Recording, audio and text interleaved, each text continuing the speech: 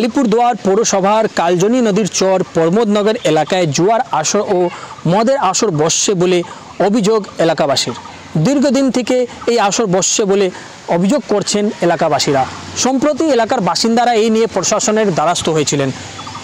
এদিন অভিযোগ পাওয়ার সাথে সাথে এই নিয়ে অভিযানে নেমেছেন আলিপুরদুয়ারের মহকুমা শাসক বিপ্লব সরকার। এদিন তিনি আলিপুরদুয়ার পৌরসভার কালজনি নদীর চর প্রমোদনগর এলাকায় যান। হাতে লাঠি নিয়ে তিনি কিন্তু অভিযান চালান।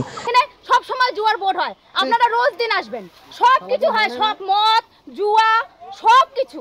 তো কোথা থেকে আসে? হ্যাঁ, আরে এইখানকারই তো, এটা সবাই আছে, জিজ্ঞেস করেন তো, সব জায়গায় এইখানে না, আরো ওইদিকে যান, আরো অনেক পাবেন। আমাদের কাছে কিছু খবর আসছিল, আমরা যদিও রেগুলার রেড করছি যে কালজানির চরে, ওই প্রমোদনগর চর, আশুতোষ কলোনি চরে কিছু জুয়ার আড্ডা বসছে, মদের আসর বসছে।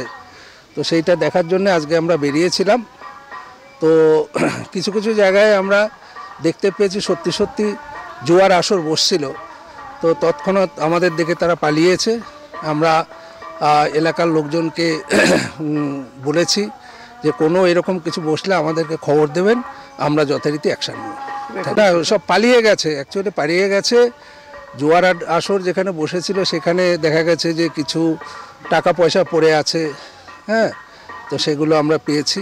মদের আসর ও জুয়ার আসর বসে, এই নিয়ে কিন্তু এদিন তিনি নিজেই হাতে লাঠি নিয়ে অভিযান চালায়। তিনি এলাকার বাসিন্দাদের সতর্ক করেছেন যদি এরকম আবার এলাকায় হয় তাহলে কিন্তু এই নিয়ে প্রশাসনকে জানাতে। এদিন মহকুমা শাসকের এরূপ অভিযানকে দেখে খুশি এলাকার বাসিন্দারাও। আমার শহর আলিপুরদুয়ার থেকে অজয় শাহ, কলকাতা টিভি।